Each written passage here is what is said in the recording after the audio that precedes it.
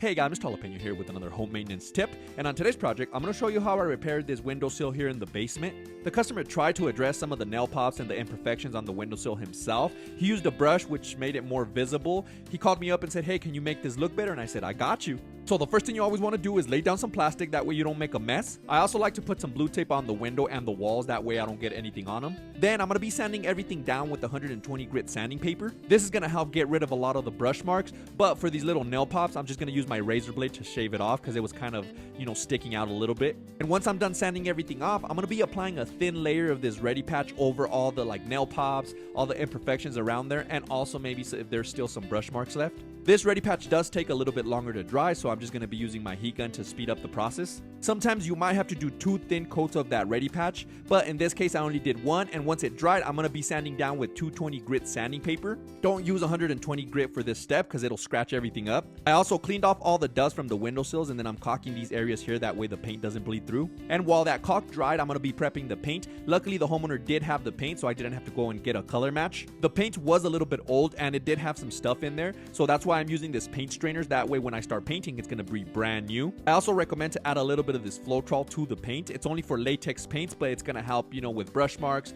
roller marks. It's going to level everything out, that way it's going to look nice and smooth, like if it was spray painted almost. I like to use the brush to cut in the corners first, and then I just go over them with my roller. And if you're getting any value from this video, don't forget to like and subscribe for more Mr. Jalapeno content. If you want to get any of the tools or materials that I'm using, you could go right here.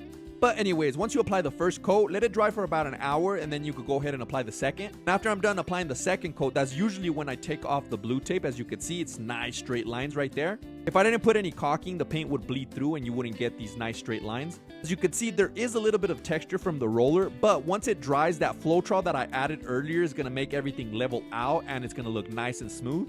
I do give my customers the option if they want this stuff spray painted, but that is going to take a little bit longer. It's going to be a little bit more expensive just from the prep work and cleaning out the sprayer. Most of the time, the customers don't really care as long as it looks good. There are customers sometimes that are a little bit more picky, so I do recommend to spray it, but they know that it is going to be a little bit more pricier. What do you think? Does it look good like this, or should I have sprayed it? Let me know in the comments. And that's it. Jalapeno Solutions.